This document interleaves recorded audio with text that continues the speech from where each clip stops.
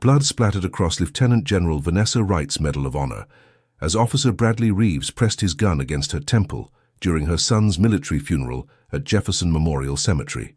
Cameras flashed, capturing the white officer, screaming racial slurs at the highest-ranking black female officer in Army history. Nobody moved.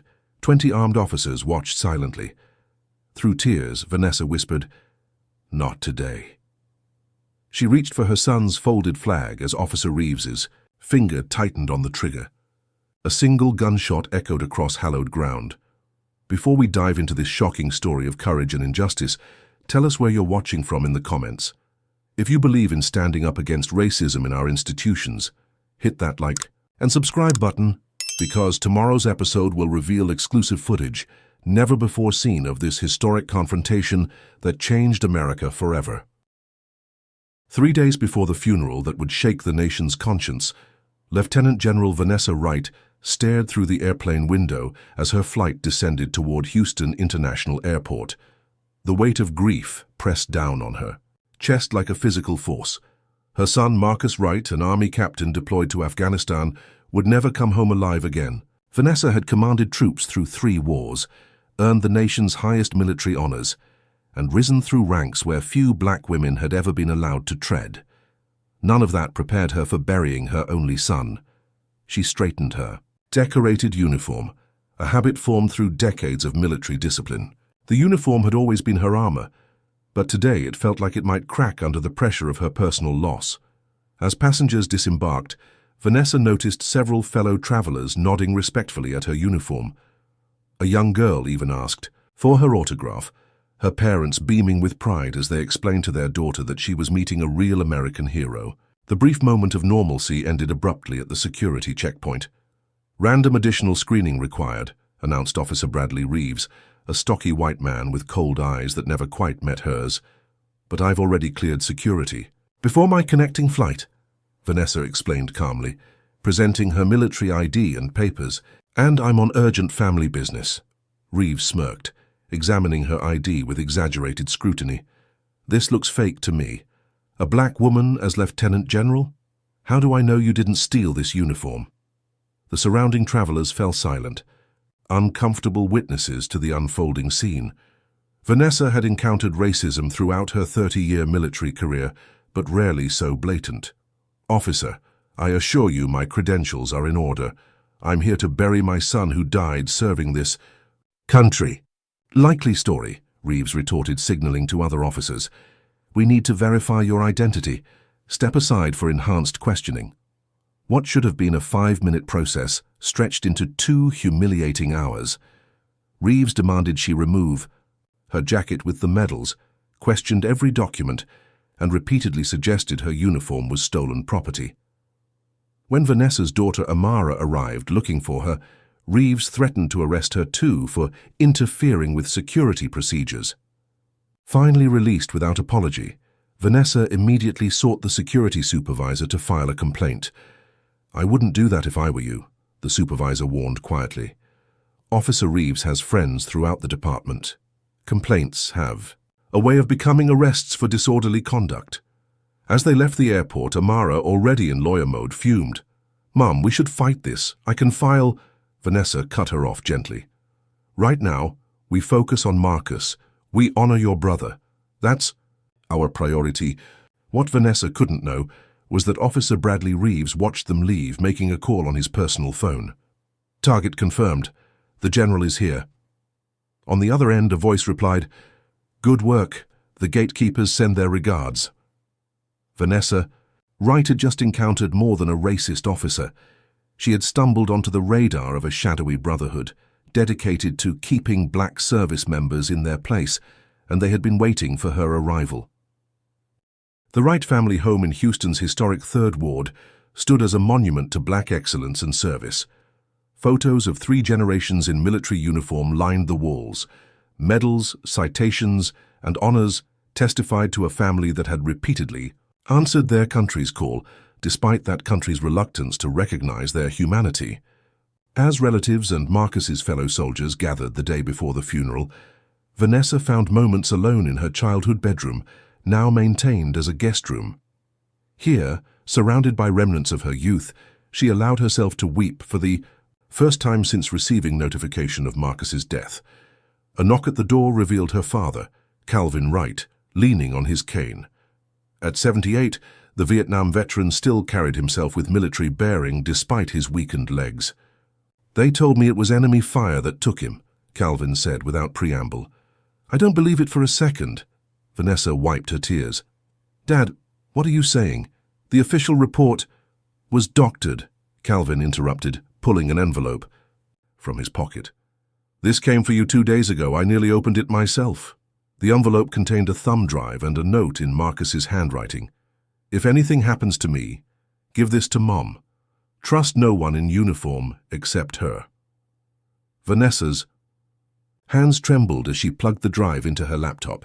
What appeared were dozens of meticulously organized files documenting a disturbing pattern. Black service members returning to Houston faced systematic harassment, false arrests, employment discrimination, and occasionally violence from a network of police officers calling themselves the Gatekeepers. Marcus had been investigating them for months. "He said something wasn't right," Calvin explained. "Said black vets were being targeted, especially officers. Started collecting stories, evidence." As Vanessa scrolled through the files, a photo made her breath catch. Officer Bradley Reeves from the airport appeared in several surveillance images, often at gatherings with other officers. One folder labeled Command Structure contained redacted personnel files, indicating the Gatekeepers had access to official records. A soft knock interrupted her discovery. Amara entered with a stranger, a young Asian-American police officer who looked nervously over his shoulder. "Mom, this is Officer James Chen. He worked with Marcus on this investigation." Chen spoke hurriedly. "Captain Wright contacted me 6 months ago after his friend was beaten nearly to death by officers during a traffic stop. The department called it resisting arrest, but the victim was a decorated Black Navy commander. Marcus recognized a pattern." Chen showed them his own badge. "I've been gathering evidence from inside, but it's dangerous. The Gatekeepers have members throughout the department, courthouse, even military liaison offices." Vanessa's grief temporarily receded, replaced by a cold clarity. "What exactly are you saying, Officer Chen?" Chen lowered his voice. "Your son discovered the Gatekeepers were specifically targeting black military personnel for harassment and, worse, they see black advancement in the military as a threat to what they call proper order. Marcus was getting close to identifying their leadership." "But that doesn't explain why he was killed in Afghanistan," Amara objected. Chen looked grim. "Captain Wright's last message to me suggested someone had arranged for his unit to be sent into an unsuitable position. He suspected his deployment orders were manipulated to place him directly in harm's way." Vanessa stared at a final folder on the drive labeled Pentagon Connections. Inside was correspondence indicating someone with access to military deployment.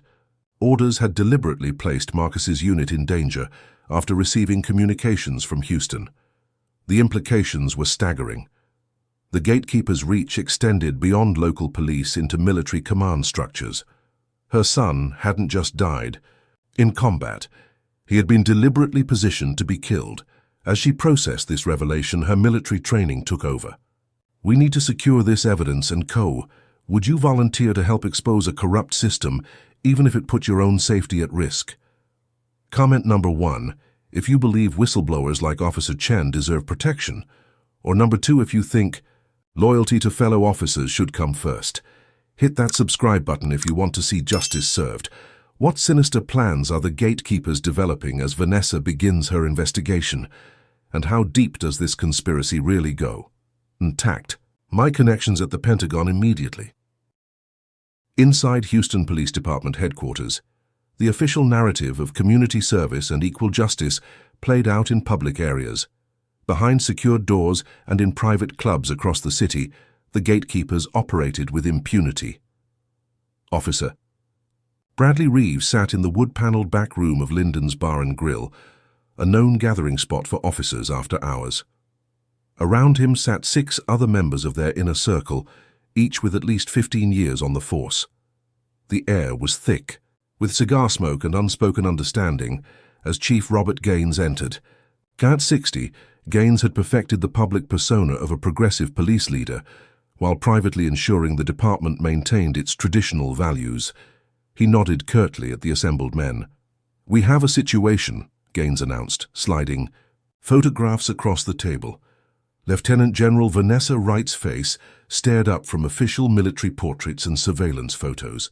"Our airport welcome wasn't enough to discourage the general. She's making calls to Washington." Reeves leaned forward. "Let me handle this, Chief. We've dealt with uppity soldiers before." "This isn't some random sergeant," Gaines cautioned. "This woman has the president's ear and a chest full of medals. More importantly, she's Marcus Wright's mother." A murmur passed through the group.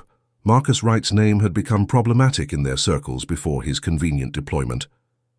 "She's going to be at Jefferson Memorial tomorrow for the funeral," Gaines continued. "Perfect opportunity to send a message, but it must look legitimate. Nothing that can't be explained away." Reeves smiled coldly.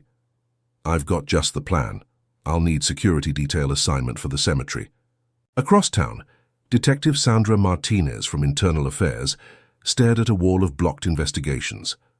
For months, she'd been building cases against officers with suspicious patterns of conduct toward minority citizens, particularly black veterans. Each time she got close to filing charges, evidence disappeared, witnesses recanted, or her superiors reassigned her. Tonight, she was adding Bradley Reeves to her board. His airport confrontation with General Wright had been reported by 3 separate travelers, yet the official complaint had vanished from the system within hours. Her desk phone rang. "Martinez," she answered curtly. "Detective, this is Officer Chen. We need to meet. I have information about Reeves and a group called the Gatekeepers." Martinez agreed to a meeting point, gathering her files. As she left the building, she didn't notice the security camera pivoting to follow her movement or the unmarked car that pulled away from the curb to follow her. At a quiet diner across town, Martinez waited for Chen, who never arrived. Instead, her phone buzzed with a hospital admission alert. Officer James Chen had been found beaten in the parking garage of his apartment building, multiple broken bones and a fractured skull. His service weapon was missing. The official report already filed listed unknown assailants, possible robbery. Martinez knew better. Chen had been discovered. As she rushed to the hospital, Martinez had no way of knowing that Chief Gaines was already there, standing over Chen's unconscious form. "Uncle," Reeves greeted him as he entered the hospital room. "The officer will be unconscious for days. Doctors aren't sure if he'll remember anything when he wakes up." Gaines nodded approvingly. "What did you find in his apartment?" "Nothing yet, but we have his phone and laptop. Tech is working on decryption now." What they didn't know was that Chen had hidden his most damning evidence elsewhere, including recordings of gatekeeper meetings where Gaines himself outlined their strategy. Identify promising black military officers, subject them to increasing harassment and intimidation, use departmental resources to investigate their backgrounds for leverage, and in select cases, ensure their military careers ended permanently. As the night deepened, Reeves received his official assignment for the following day security detail for the high-profile military funeral at Jefferson Memorial Cemetery. The authorization came directly from Chief Gaines, granting Reeves and his chosen officers full authority over the ceremony's security arrangements. Reeves began calling his most loyal gatekeepers. "Tomorrow, we show a certain general exactly who runs this city," he told each one, "and we make sure no one else gets ideas above their station." By morning, 20 officers had been assigned to the funeral detail, everyone a confirmed gatekeeper. Their plan was simple but potent, a public humiliation so severe that even a decorated general would understand black Americans served at the pleasure of those who truly held power.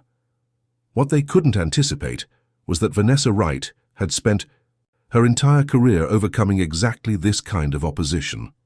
She had buried friends, broken barriers, and carried the weight of being the first and the only throughout her rise through military ranks. Tomorrow would indeed be a reckoning, but perhaps not the one the gatekeepers anticipated. The afternoon sun beat down on Jefferson Memorial Cemetery as Vanessa Wright's car approached the ornate gates. This prestigious burial ground housed generations of Texas military heroes, its manicured lawns and marble monuments testifying to sacrifices made in America's wars. Vanessa had arranged for her son to be buried with full military honors in the section reserved for Afghanistan war casualties.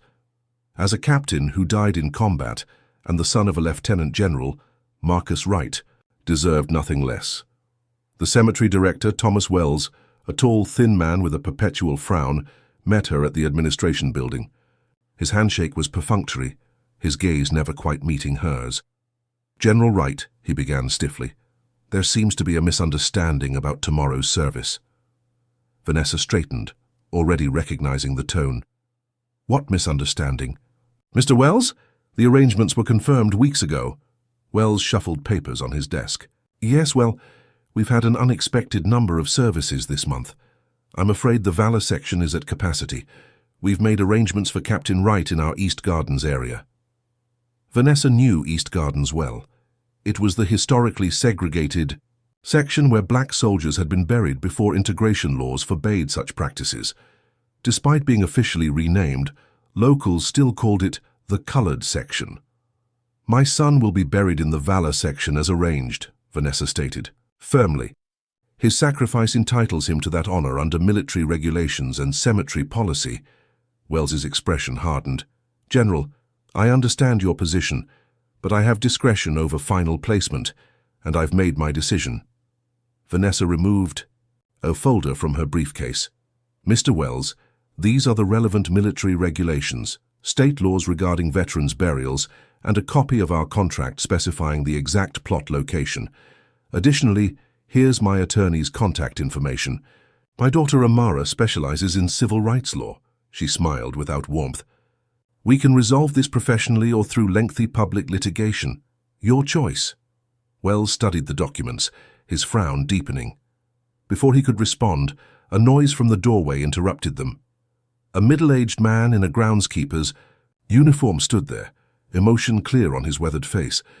"Tom, you know this isn't right," the man said quietly. Wells sighed heavily. "Not now, Mike." The groundskeeper stepped forward anyway. "General Wright, I apologize for eavesdropping. My name is Michael Saunders. My son served with your son." Vanessa's expression softened. "You're Sergeant David Saunders' father. Marcus mentioned him often in his letters." "David died 3 weeks before Marcus, same region," Michael confirmed, his voice thick with grief. "They were friends, brothers, really." He turned to Wells. "Tom, show her the photograph." With reluctance, Wells opened his desk drawer and removed a framed picture. 2 young men in combat gear, one black and one white, arms around each other's shoulders, dusty and grinning. "Marcus and David," Michael explained. "This was taken 2 days before David's unit was ambushed." Wells stared at the photo for a long moment, then set it down carefully. "My son always spoke highly of Captain Wright," he said quietly. "I didn't know." He cleared his throat. "General, I apologize for the confusion. Of course, Captain Wright will be buried in the Valor section as arranged. I'll personally oversee the preparations." As Wells left to make adjustments, Michael Saunders stayed behind. "There's something else you should know, General. There's been unusual activity here.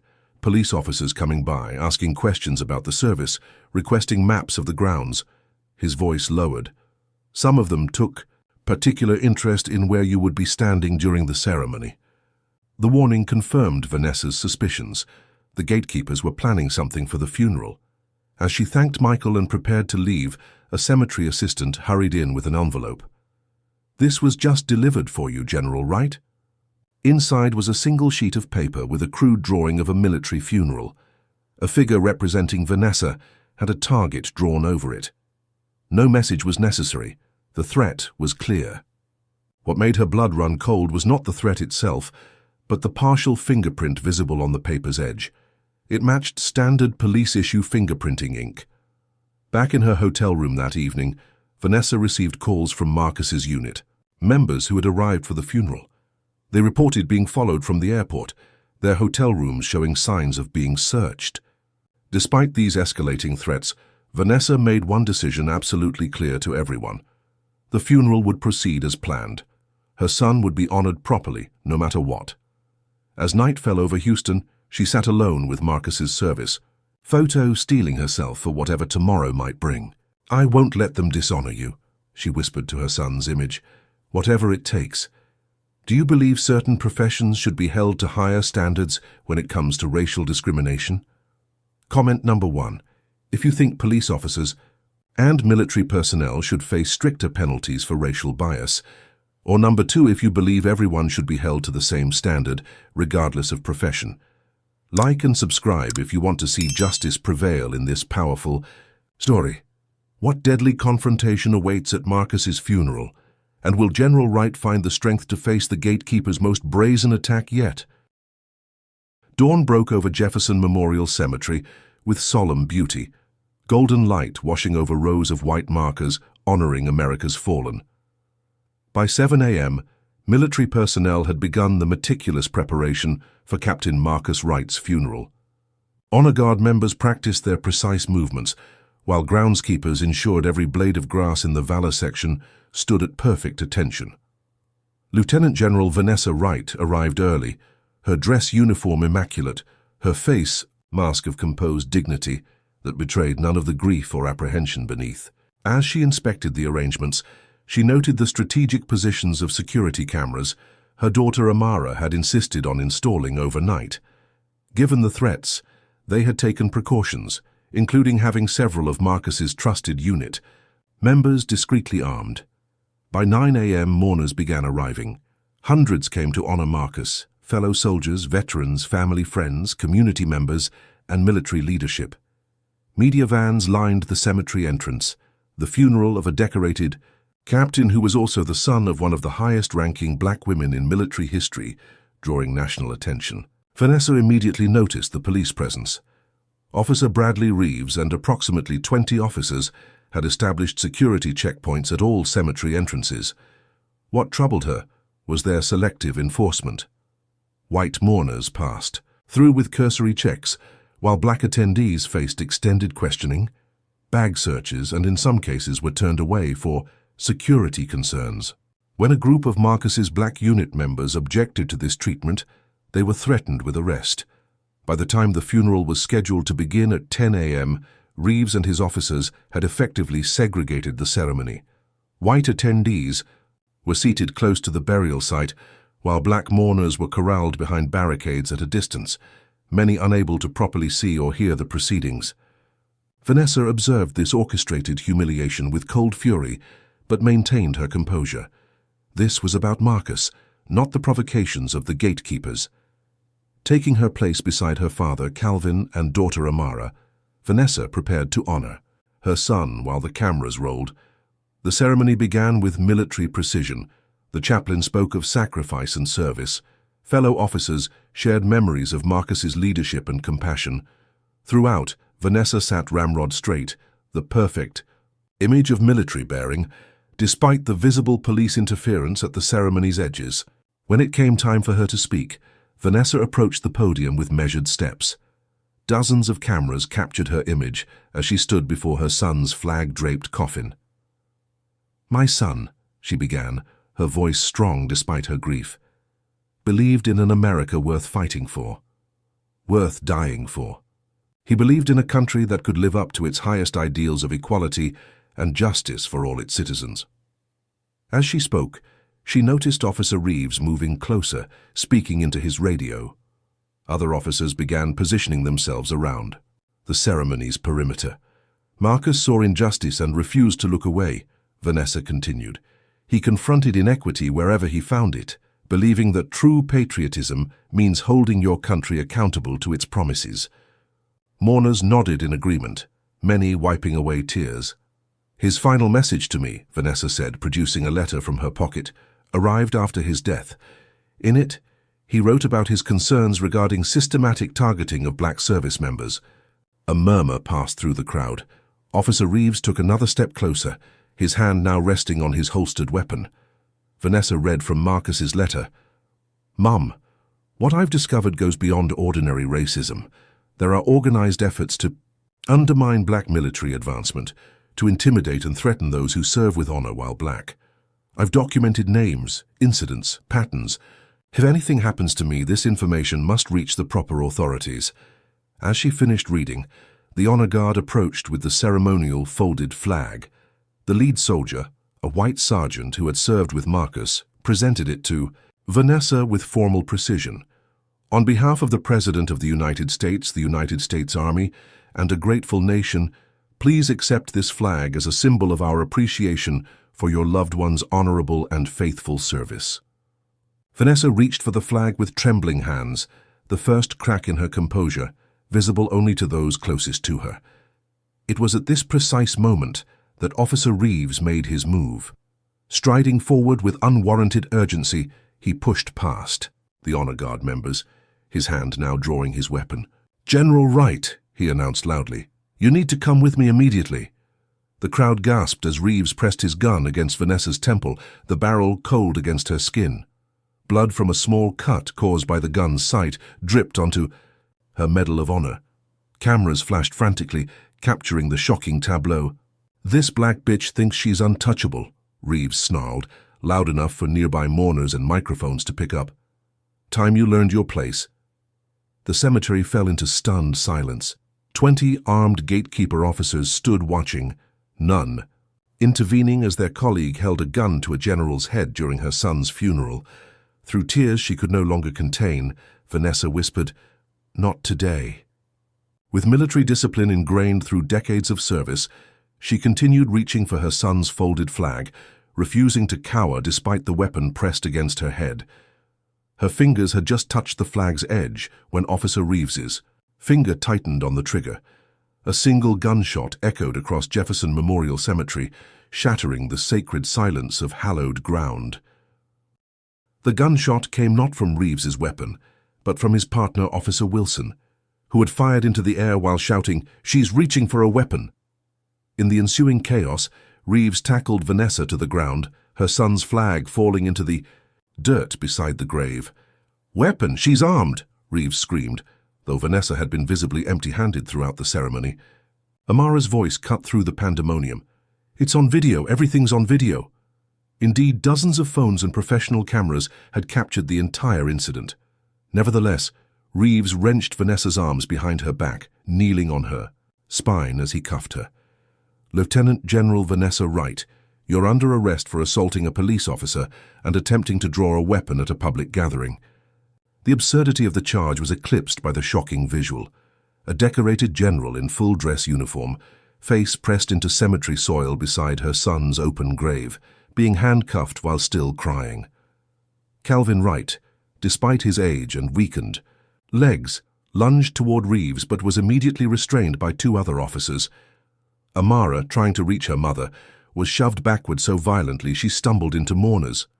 Marcus's fellow soldiers moved forward as one, their military training evident in their coordinated approach, but stopped when multiple officers drew weapons. "Anyone interferes, they go down," shouted Officer Wilson, his gun now pointed at the crowd. As Vanessa was roughly hauled to her feet, a commanding voice cut through the chaos. "What in God's name is happening here?" A tall black man in an impeccable suit pushed through the crowd, flanked by 2 individuals displaying federal credentials. "FBI Agent Dominic Carter," he announced, his badge extended. "Someone explain why a lieutenant general is being arrested at her son's funeral." Reeves kept his grip on Vanessa's arm. "This is a local police matter." The subject was reaching for a concealed weapon. "That's a lie!" shouted multiple witnesses simultaneously. Carter's eyes narrowed. "I see no weapon. Release the general. Immediately." "We have procedures," Reeves insisted. "She'll be processed downtown like anyone else." Carter stepped closer. "I'm here investigating potential civil rights violations within Houston law enforcement. What I'm witnessing appears to confirm my suspicions." He gestured to his colleagues. "We'll take custody of General Wright." "No," Reeves replied flatly. "She's our arrest." What happened next would later be described in hundreds of witness statements and seen in viral videos across the globe. Reeves ordered his officers to confiscate all cameras and phones as evidence, leading to physical confrontations throughout the cemetery. In the confusion, Vanessa was dragged away from her son's unfinished funeral, still handcuffed, and forced into a police cruiser. One of her medals was torn from her uniform in the process. Agent Carter immediately began collecting witness information, while Amara called every legal and media contact in her network. By the time Vanessa arrived at Harris County Jail, the EEATA first videos of the incident had already reached social media. One particularly clear recording, taken by a veteran who had hidden his phone, showed the entire sequence: Reeves approaching unprovoked, drawing his weapon, pressing it against Vanessa's head, Wilson firing to create confusion, and the fabricated claims of a weapon. The veteran had managed to upload it before his phone was confiscated. Inside the jail processing area, Vanessa maintained her dignity despite the deliberate humiliations. Officers denied her request to change out of her uniform, forced her to undergo multiple unnecessary searches, and lost her paperwork repeatedly to extend her detention. "You think those stars on your shoulder mean anything in here?" sneered the booking officer, deliberately mishandling her fingerprinting to require multiple attempts. "Just another black criminal to us." 4 hours into her detention, still denied her phone call, Vanessa heard a commotion in the jail's reception area. Agent Carter's authoritative voice carried down the hallway, demanding to see her immediately. The jail supervisor refused, citing ongoing processing. Meanwhile, outside the jail, an extraordinary scene unfolded. News of General Wright's arrest had spread with unprecedented speed. Hundreds of veterans, many in uniform, had surrounded the building. Military personnel from nearby bases arrived in growing numbers, standing in silent formation. They made no threats, attempted no interference, but their message was clear. One of their own was being mistreated, and they were bearing witness. Inside her holding cell, Vanessa finally understood the gatekeepers' true objective. This wasn't just about intimidation, it was about public humiliation, calculated to diminish her stature and undermine her credibility before she could expose their network. She was in the system now, and the system was designed to break even the strongest spirits. What would you do if you witnessed a decorated military officer being mistreated by police? Comment number 1, if you'd record the incident to ensure accountability. Or number 2, if you'd directly intervene to stop the injustice. Subscribe now for tomorrow's episode, where we'll see if the system designed to break Vanessa Wright meets its match. Will Agent Carter's FBI investigation be enough to counter the gatekeepers' influence? And how will America respond to seeing one of its highest-ranking officers handcuffed at her own son's funeral? The holding cell at Harris County Jail was deliberately intimidating. Stark concrete, harsh lighting, and the persistent sounds of desperation from nearby cells. Vanessa Wright sat perfectly straight on the metal bench, still in her now soiled dress uniform. After 6 hours of processing, she had been denied her constitutional right to a phone call, medical attention for the cut on her temple, and basic dignity. The door clanged open as a corrections officer entered. Her nameplate read Jackson. Unlike the others, she avoided eye contact, her movements suggesting internal conflict.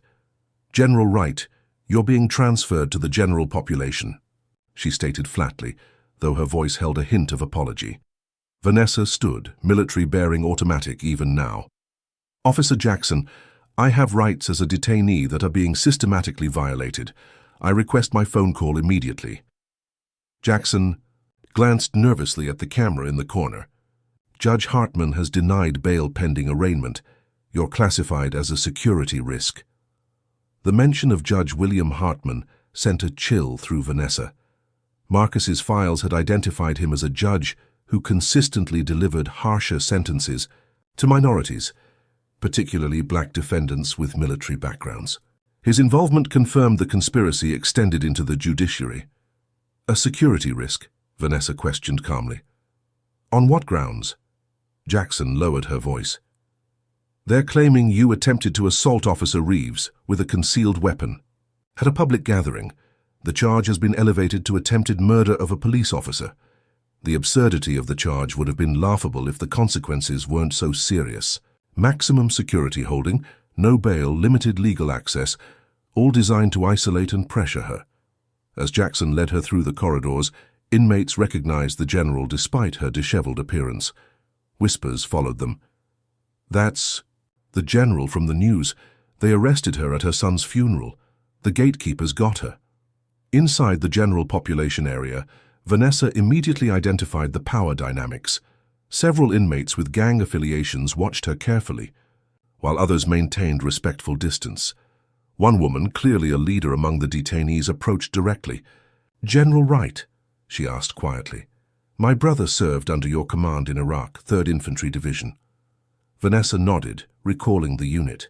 "He said you brought everyone home that deployment. Said you never left a soldier behind." The woman extended her hand. "I'm Teresa Williams. You're under our protection in here." Within hours, an extraordinary alliance had formed within the jail. Women with connections to military service, sisters, mothers, daughters, and veterans themselves created a protective circle around Vanessa. They shared what little they had: extra blankets, better food portions, intelligence about guard rotations. Officer Lucinda Jackson returned during night shift, this time with a burner, phone hidden in a food tray. "5 minutes," she whispered. "I can't lose my job, but this isn't right." Vanessa called Amara immediately. "Mom, thank God. We've been frantic. There's a media firestorm about your arrest. The videos are everywhere." "Listen carefully." Vanessa instructed. "Judge Hartman is involved with the gatekeepers. They're trying to keep me isolated. Contact Agent Carter with the FBI and tell him to check Marcus's files about judicial connections." "We're working on it," Amara assured her. "The Pentagon has called repeatedly. Your commanding officer is furious. Veterans are still surrounding the jail. We'll have you out by morning." Before Vanessa could respond, a commotion erupted in the SAE hallway. She quickly ended the call and returned the phone to its hiding place. Seconds later, the cell block door crashed open. Corrections officers poured in, led by a brutal-looking supervisor. "Surprise inspection," he announced with obvious satisfaction. "Everyone against the wall." As inmates complied, he approached Vanessa directly. "Special attention for our celebrity guest." What followed was a methodical destruction of everything the inmates had arranged for Vanessa's comfort. The supervisor made a show of finding contraband near her bed, ensuring additional restrictions. As he leaned close, he whispered, "The gatekeepers send their regards, General." The night brought further intimidation. The climate control was adjusted to make Vanessa's section uncomfortably cold. The lights were never dimmed. Guards conducted welfare checks every 15 minutes, ensuring no real rest was possible. By morning, Vanessa understood their strategy. Sleep deprivation, physical discomfort, isolation from support systems, textbook pressure tactics she herself had studied in military training for dealing with captured personnel. The second day brought a more direct threat. During lunch, a new inmate was introduced to the population. The woman made no attempt to hide her targeting of Vanessa, loudly announcing, "That's the bitch they want taken care of." Teresa Williams intercepted the would-be attacker in the dining area. "You touch the general, you deal with all of us." The standoff attracted guard attention, but surprisingly the officers simply watched, as if waiting for violence to erupt. Vanessa recognized the setup. If she were injured or killed by another inmate, the gatekeepers would avoid direct responsibility. That afternoon, Officer Jackson slipped Vanessa a note during inspection. "FBI demanding access. Judge blocking. Lawyer coming tomorrow. Stay safe." The third morning, Vanessa was awakened by unusual activity. Guards were moving with urgency, radios crackling with tense communications. The supervisor who had searched her area appeared, visibly angry. "Right. Gather your things. Court order. For your release has been signed." Outside the jail, Vanessa emerged into blinding sunlight and an even more stunning sight. Hundreds of people lined the street, many in military uniform, others holding signs demanding justice. Veterans stood at attention, saluting as she appeared. Media cameras captured her walk to freedom, still in her soiled dress uniform, head high despite her ordeal. Amara rushed forward, embracing her mother. A federal judge overruled Hartman. Agent Carter got involved personally. As they moved toward a waiting car, Vanessa noticed Officer Jackson watching from a side entrance. Their eyes met briefly, an unspoken understanding passing between them. Inside the system, even amid corruption, Allies could be found. The car pulled away as Vanessa Wright prepared to face the next battle. She had survived the Gatekeepers' attempt to break her spirit. Now it was time to break their power. The steps of the federal courthouse in downtown Houston became the stage for an impromptu press conference as Lieutenant General Vanessa Wright emerged from 3 days of unjust detention. Despite her ordeal, she had managed to shower and change into a fresh uniform, her medals restored to their rightful places. The crowd that gathered was unprecedented.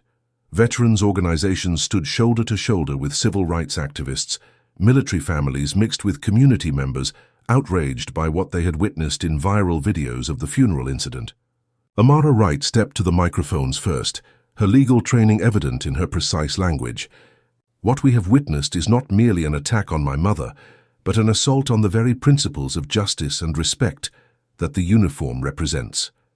The individuals responsible will be held accountable through every available legal channel. As Vanessa approached the microphones, the crowd fell silent. For many Americans watching live broadcasts across the nation, this was their first opportunity to hear directly from the woman whose dignified suffering had become a symbol of both injustice and resilience. "I stand before you today," she began, her voice steady despite her exhaustion, "as both a grieving mother and a soldier who has sworn an oath to defend the Constitution against all enemies, foreign and domestic." She paused, her gaze sweeping across the gathered faces.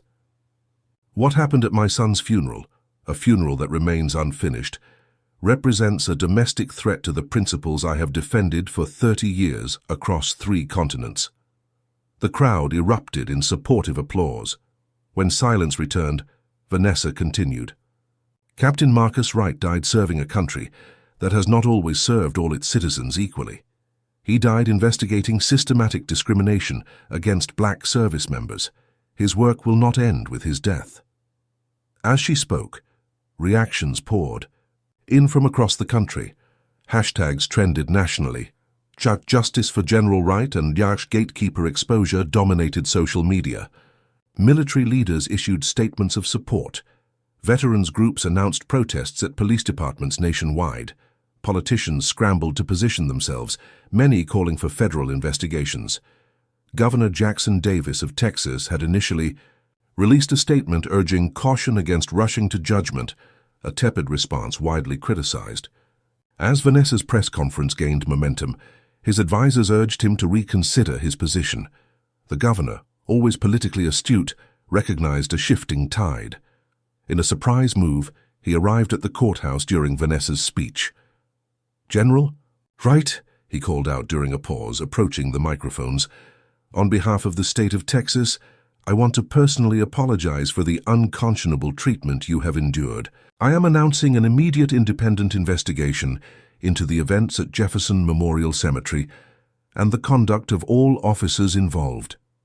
Vanessa acknowledged the apology with a measured nod, neither embracing nor rejecting the sudden political support. As she prepared to continue speaking, her phone rang. The caller ID displayed the White House switchboard. Amara looked stunned as she whispered the information to her mother. Without missing a beat, Vanessa answered on speakerphone, allowing the crowd and media to witness the conversation. "Lieutenant General Wright speaking. General Wright, please hold for the President of the United States." The crowd murmured in surprise as the President's voice emerged clearly through the phone's speaker.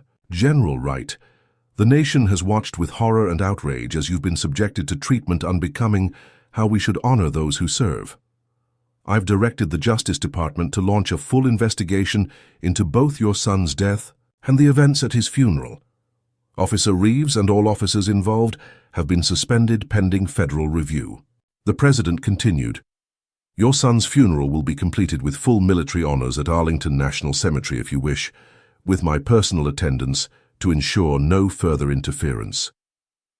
Vanessa maintained her composure throughout, thanking the President while keeping focus on the broader issues of systemic racism within law enforcement. After the call ended, national attention had reached unprecedented levels. News networks interrupted regular programming to cover developments. Social media companies reported record engagement on related topics. By evening, Officer Bradley Reeves, and 7 other officers had been suspended pending investigation. Police Chief Gaines held a press conference, distancing the department from the actions of a few officers while promising full cooperation with federal authorities. Agent Dominic Carter of the FBI announced the formation of a special task force to investigate potential civil rights violations and organized discrimination against minority service members.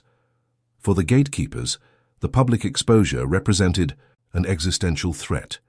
Decades of operating in shadows had been shattered by the powerful imagery of a gun held to a general's head at her son's funeral.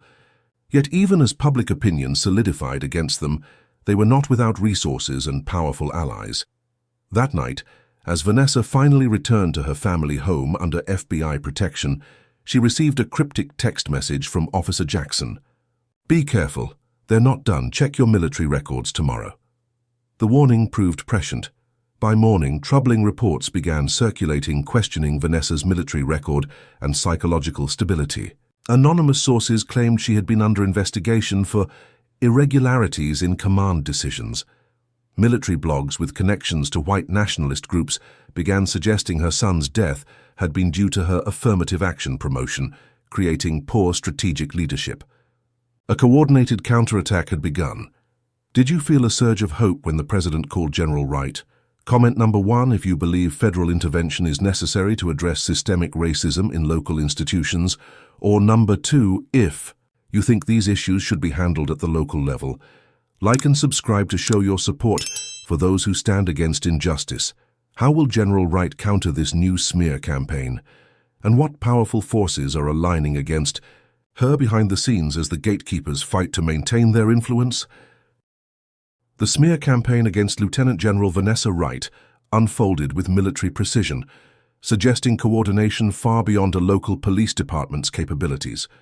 Within 48 hours of her release from jail, carefully crafted narratives questioning her military record, mental stability, and even her son's service record appeared simultaneously across multiple platforms. Conservative news outlets reported anonymous Pentagon sources expressing concerns about her leadership history. Social media accounts with suspicious creation dates amplified these claims with manufactured evidence.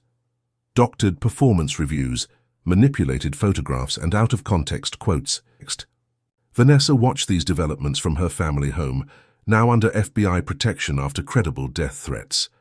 Agent Dominic Carter showed her the latest intelligence during their morning briefing. "They're well-organized and well-funded," he explained, displaying a network diagram of connected entities. "This goes beyond a local police brotherhood. We're seeing coordination with certain political groups, media outlets, and even military contractors." Amara entered with her laptop. "Mom, something's happening with your security clearance. Pentagon contacts say it's under administrative review due to new information of concern." This development confirmed Vanessa's suspicions.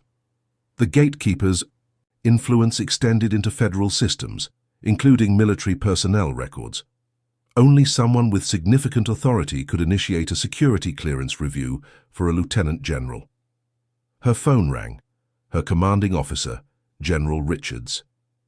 "Vanessa, I'm calling as a courtesy before it becomes official. The Secretary is temporarily suspending your active status pending investigation of new allegations." His discomfort was evident. "My hands are tied on this. There's pressure coming from somewhere high up." "Political pressure?" Vanessa asked, already knowing the answer. "The highest levels," Richards confirmed quietly. "Someone wants you neutralized, and they have the connections to make it happen. Watch yourself." After the call, Agent Carter looked grim. "This suggests involvement at federal levels. Someone powerful is protecting the Gatekeepers. We need to identify their leadership structure," Vanessa decided. "Marcus's files documented local operatives, but there must be higher-level coordination." Throughout Houston, supporters and opponents of General Wright were creating a deeply divided city. Veterans continued their vigil outside government buildings, while counter-protesters, many with connections to police unions and conservative political organizations, began appearing with signs questioning Vanessa's patriotism and integrity. The evening news featured dueling narratives. Either Vanessa was a heroic figure, standing against systemic racism, or she was exploiting her son's death for political purposes. The truth behind these orchestrated responses emerged during a closed-door fundraising event at an exclusive Houston country club. Senator Howard Maxwell, the 70-year-old senior senator from Texas, addressed a room of wealthy donors. "Our way of life is under attack," he declared to murmurs of agreement. General Wright represents a dangerous element using tragic circumstances to undermine proper authority and traditional values. What neither Maxwell nor his audience knew was that one of the catering staff was an FBI informant wearing a recording device. The senator continued, revealing damning information. "The gatekeepers have served as an important check on certain elements getting above themselves for decades. I helped establish their organization back when I was police commissioner, and I've supported their mission throughout my political career." By morning, more concerning developments emerged. Vanessa discovered her personal and military email accounts had been compromised. Her bank reported suspicious attempts to access her accounts. Then came the most alarming escalation. A team of FBI agents from the Terrorism Division arrived at her home with a search warrant. "General Wright," the lead agent stated formally, "we're investigating potential connections to domestic extremist groups based on intelligence received through official channels." Agent Carter intervened immediately. "This is fabricated evidence. My team has been monitoring General Wright's case explicitly." The lead terrorism agent appeared uncomfortable, but proceeded with the search. "Orders came directly from Washington. We have to follow procedure." For 6 hours, agents combed through the Wright family home, taking computers, phones, documents, and even Marcus's military effects. The search concluded without arrests, but left a clear message. The gatekeepers could manipulate even federal law enforcement agencies.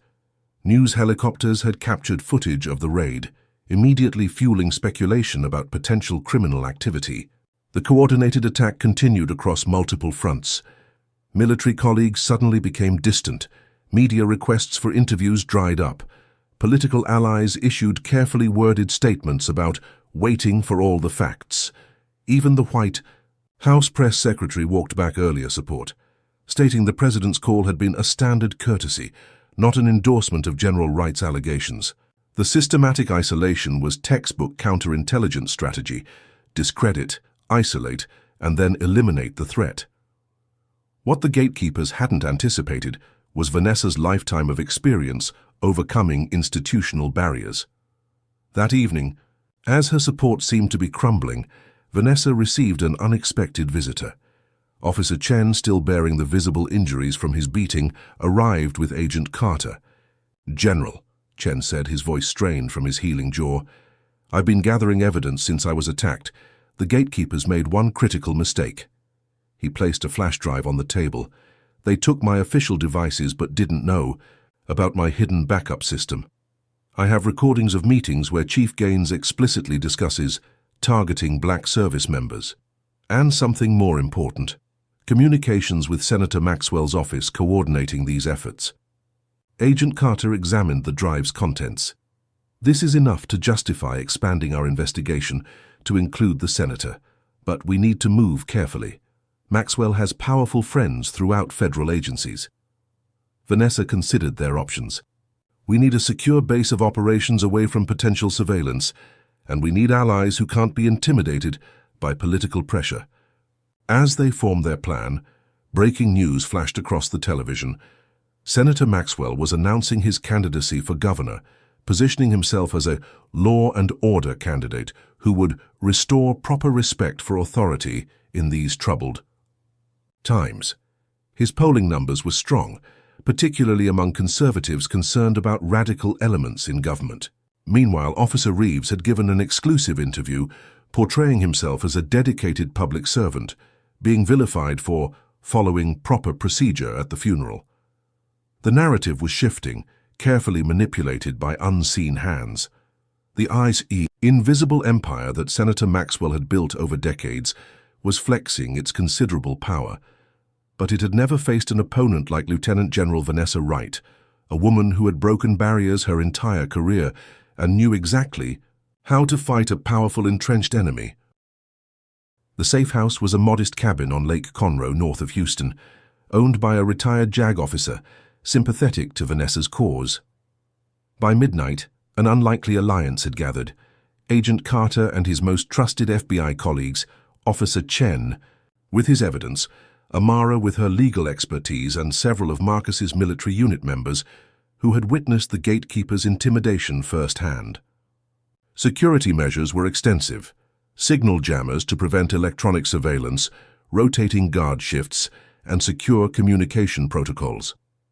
"We're essentially building a counterintelligence operation against our own government," Agent Carter acknowledged grimly. "If we're wrong about this, our careers are over." "And if we're right," Vanessa asked, "then we're taking on one of the most powerful men in Texas and a network that extends into federal agencies," Carter replied. "The risk is substantial." Vanessa surveyed the assembled group. "Everyone here has a choice. What we're attempting could have serious personal and professional consequences.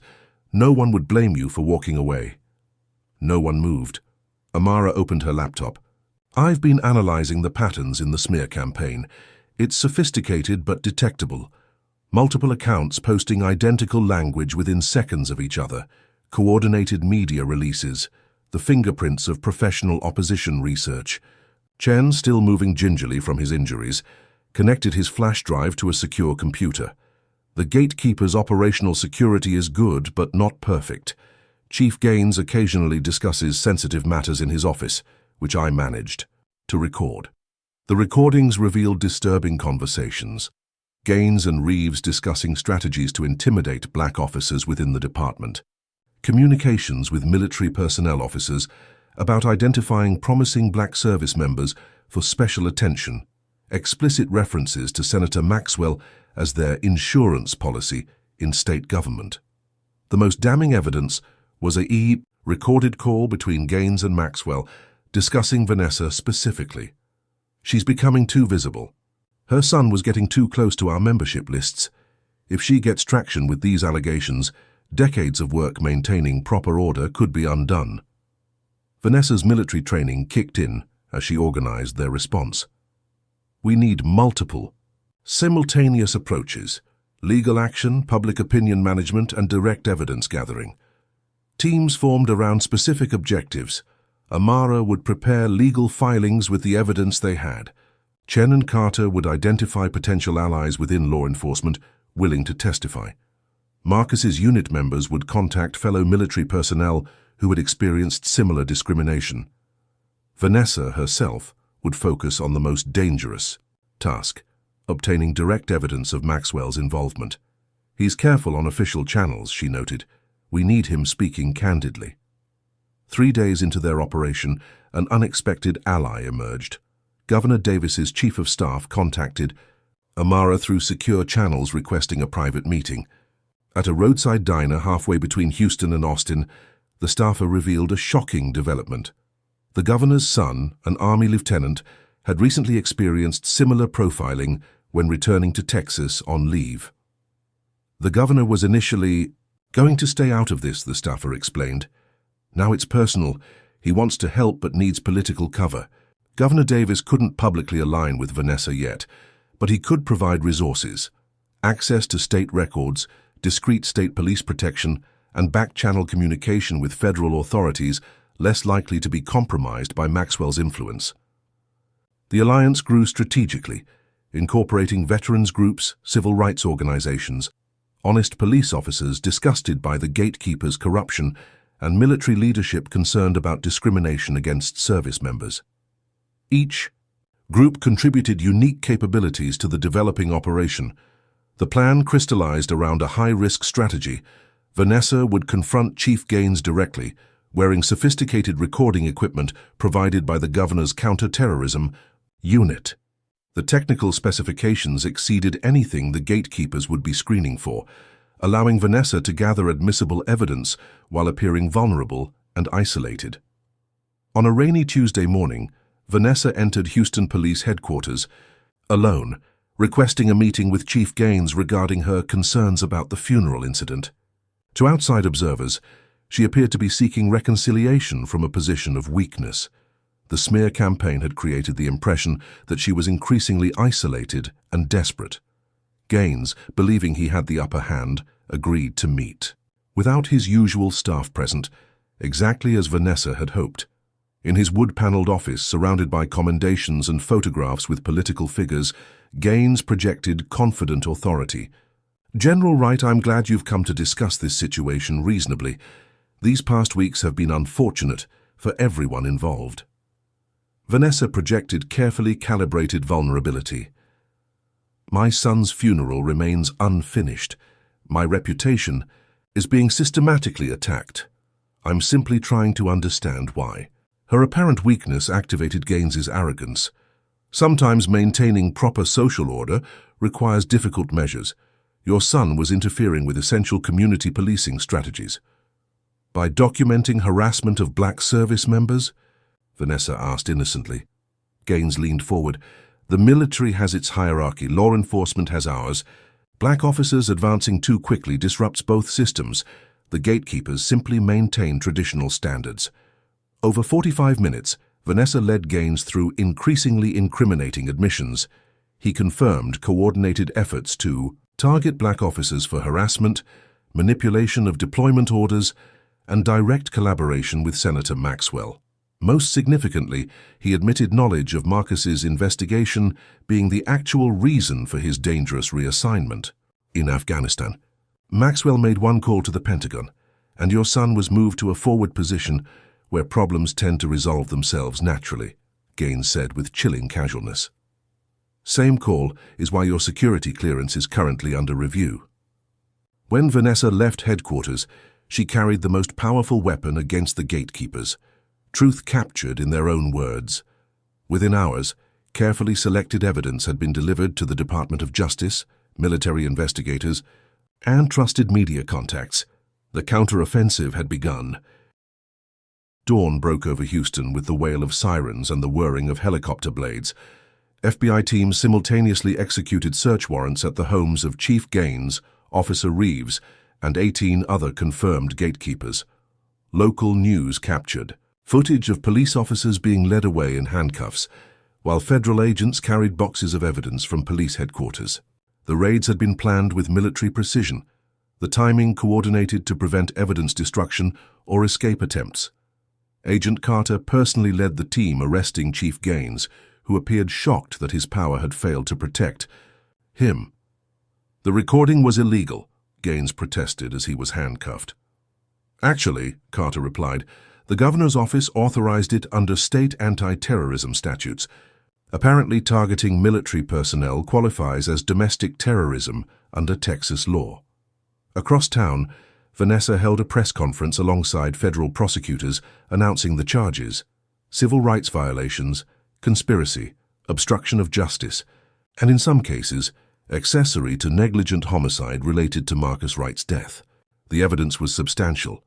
Chen's recordings, Vanessa's conversation with Gaines, internal police documents, and testimony from dozens of officers and service members who had experienced gatekeeper intimidation. This investigation has uncovered a decades-long conspiracy to systematically discriminate against black service members and law enforcement officers, announced the U.S. Attorney. The evidence suggests coordination reaching into various government agencies, including potential manipulation of military deployments to silence whistleblowers. As the press conference concluded, reporters shouted questions about Senator Maxwell's involvement. The prosecutor's careful response spoke volumes. "The investigation is ongoing and will follow the evidence wherever it leads, regardless of position or political power." Maxwell immediately held his own press conference, denouncing the arrests as politically motivated and denying any knowledge of the gatekeepers' activities. His carefully crafted statement suggested the entire affair was designed to derail his gubernatorial campaign. Behind the scenes, however, Maxwell was panicking. Phone records would show his connections to Gaines. Financial investigations would reveal funding channeled through various foundations to support the gatekeepers' activities. Most damaging, the recording of his conversation about Marcus Wright's deployment could implicate him in a service member's death. Maxwell activated every political alliance he had cultivated over decades. By afternoon, Congressional allies were questioning the FBI's tactics on national news. Judicial contacts were exploring options to suppress evidence. Military officials sympathetic to the Gatekeepers' philosophy began internal countermeasures to discredit the investigation. The battle had escalated from local police corruption to a statewide power struggle with national implications. 3 days after the initial raids, a federal judge with known connections to Maxwell issued a surprising ruling, temporarily halting certain aspects of the investigation based on procedural concerns. The same day, Vanessa received notice that her military security clearance review had escalated, with a formal hearing scheduled to evaluate her continued fitness for command. The counterattack was sophisticated and multi-pronged. Officer Reeves attempted suicide in his cell, creating a media distraction and sympathy narrative about persecuted officers under intolerable pressure. His survival left him in critical condition, but positioned him as a sympathetic figure to certain segments of the public. Despite these obstacles, the investigation's momentum continued. Each gatekeeper arrested provided additional evidence implicating others. A pattern emerged showing systematic discrimination, not just in Houston but in police departments across Texas, all connected to Maxwell's political network. The breakthrough came from an unexpected direction. Judge William Hartman, the judge who had denied Vanessa bail, was identified in multiple recordings, discussing judicial strategies to maximize sentences for black defendants. Facing potential criminal charges himself, Hartman chose self-preservation over loyalty. In exchange for consideration in his own case, he provided prosecutors with decades of records documenting Maxwell's direct orders to target specific individuals, particularly black veterans seeking public office or police reform. The judge's testimony led to a nationally televised congressional hearing where Vanessa was called to testify about systematic racism in law enforcement and military advancement. With millions watching, she detailed her son's investigation, her own experiences, and the retribution she faced for seeking justice. Her testimony was powerful, measured, and devastating to Maxwell's carefully constructed public image. "For 30 years, she concluded, I've served a country that promises equal justice under law. What I've witnessed in Houston is a betrayal of that promise, a systematic effort to intimidate and punish black Americans who choose to serve their nation in uniform." Immediately following her testimony, military officials announced the reinstatement of her security clearance with formal apologies. The Pentagon opened its own investigation into how deployment orders for Captain Marcus Wright had been manipulated. Public opinion solidified behind Vanessa as additional victims came forward with similar stories from across the country. Officer Reeves, recovering from his suicide attempt, was formally charged with multiple civil rights violations, assault, and filing false reports. Facing decades in prison and abandoned by his former allies, he began negotiating with prosecutors. Maxwell remained defiant but increasingly isolated. Former political allies distanced themselves as evidence mounted. His gubernatorial campaign suspended operations indefinitely. Federal investigators expanded their focus to his financial dealings, uncovering a network of illegal political contributions and misappropriated campaign funds. The invisible empire Senator Maxwell had spent decades building was collapsing under the weight of its own corruption. What he couldn't have anticipated was that its destruction would be engineered by a woman his organization had sought to keep in her place, a black female officer who had spent her career breaking through exactly such barriers. 1 year after the chaotic funeral that sparked a national reckoning, Jefferson Memorial Cemetery, now renamed Heroes Memorial Cemetery, hosted a solemn ceremony. The morning sun glinted off marble headstones as hundreds gathered for the dual purpose of completing Captain Marcus Wright's interrupted funeral and dedicating a new memorial wall honoring service members who had faced discrimination. Lieutenant General Vanessa Wright, recently promoted to full general, stood resplendent in her dress uniform, the sun catching the additional star on her shoulder. Beside her stood her father Calvin, daughter Amara, and a coalition of allies, who had helped expose the gatekeepers, Agent Carter, Officer Chen, now Lieutenant Chen of the reformed Houston Police Department, Governor Davis, and dozens of veterans whose testimony had strengthened the case against Maxwell and his network. The past year had brought sweeping changes. Officer Reeves had been sentenced to life imprisonment for multiple civil rights violations, conspiracy, and his role in targeting Marcus Wright for harassment. Chief Gaines received 20 years for his leadership role in the Gatekeepers. Dozens of officers across Texas faced various charges, with many accepting plea deals in exchange for testimony about the organization's activities. The most significant transformation had been institutional. The Houston Police Department now operated under a federal consent decree mandating sweeping reforms in hiring, promotion, and accountability. Similar reviews were underway in departments across the state. Military branches had instituted new protections for service members reporting discrimination, with direct channels to Inspector General offices that bypassed potentially compromised command structures. The ceremony began with the completion of Marcus's funeral honors, the moment that had been violently interrupted a year earlier. The honor guard presented the folded flag to Vanessa, who accepted it with tears glistening in her eyes but her head held high. Following the military rites, Governor Davis approached the podium to sign the Marcus Wright Military Justice Act, legislation creating new state-level protections for service members and veterans facing discrimination. This legislation, Davis announced, ensures that no one who serves our nation will face systematic harassment when they return home to Texas. Captain Wright's legacy will be one of justice and lasting change. As the ceremony continued, murmurs spread through the crowd as an unexpected figure arrived, Senator Howard Maxwell. Despite multiple indictments, he had remained free on bail pending trial, his once powerful political machine working desperately to maintain his freedom and reputation. Maxwell's appearance at the ceremony was clearly a calculated move to demonstrate contrition and perhaps influence potential jurors in his upcoming trial. With cameras tracking his movement, he approached Vanessa with practiced humility. "General Wright," he said, extending his hand for the photographers, "I wanted to personally express my condolences and support for this important legislation." The crowd fell silent, watching this dramatic confrontation between the exposed architect of the Gatekeepers and the woman who had brought down his organization. Vanessa didn't take his hand. Instead, she reached into her uniform pocket and withdrew a small digital recorder. "Senator Maxwell, I believe you dropped this after visiting my son's unit in Afghanistan."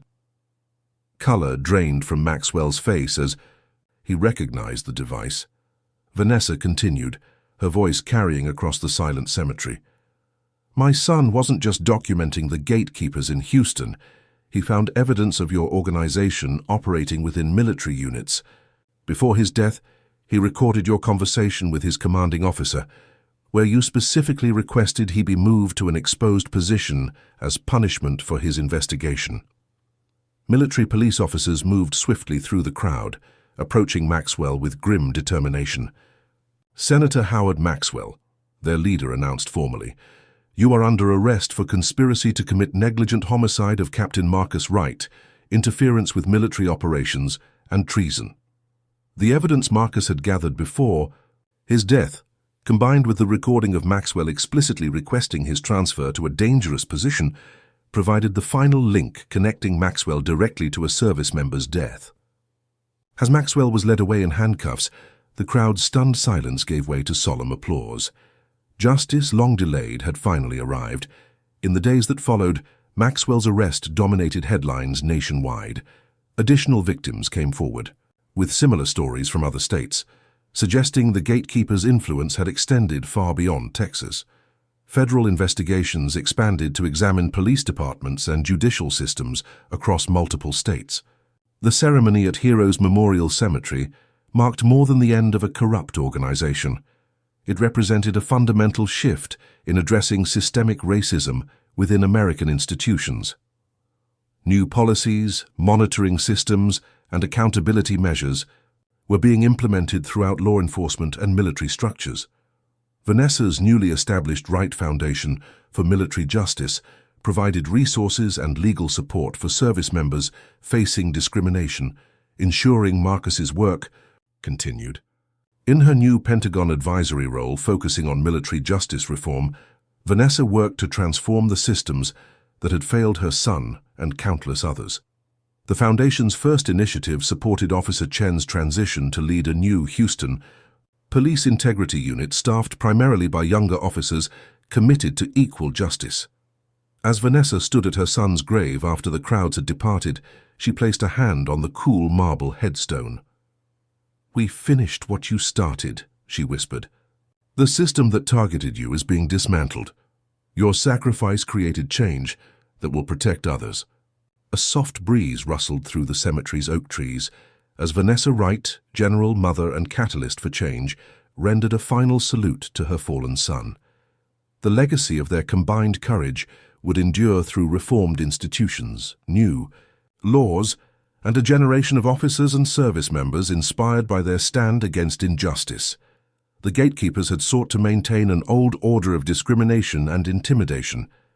Instead, they had inadvertently created the conditions for unprecedented transformation toward the more perfect union America had always promised to be. General Vanessa Wright's harrowing journey teaches us that systemic racism can exist even in institutions sworn to protect justice and freedom.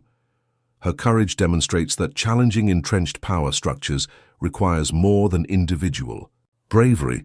It demands strategic alliances across different communities and institutions. The story highlights how corruption thrives in darkness but withers under scrutiny, showing the vital importance of documentation, evidence, and persistence when confronting injustice. We see how a mother's grief transformed into a powerful catalyst for national change, proving that personal pain can fuel systemic reform when channeled constructively. Perhaps most importantly, this narrative reveals that true patriotism isn't blind loyalty, but rather holding our institutions accountable to their highest ideals. The Gatekeepers believed they were preserving order, but they were corrupting the very principles they claimed to uphold. Through Vanessa's unwavering dignity and strategic resistance, we learn that justice, though often delayed, can prevail against even the most entrenched networks of discrimination when people of conscience unite across traditional divides. What would you have done in General Wright's position? Would you have risked everything to expose corruption, or would the fear of retaliation have silenced you? Comment below with your thoughts on how you might have handled this situation. If you believe in standing against injustice in our institutions, hit that like button to support stories that shine light on difficult truths. Subscribe for more powerful narratives that explore the ongoing struggle for equality and justice in America. Share this story with someone who needs to understand how systemic racism operates and how it can be dismantled through courage and strategic action. Thank you for joining us in this powerful journey. May we all find the strength to stand firm, like General Wright when confronted with injustice, knowing that our individual actions can spark lasting change.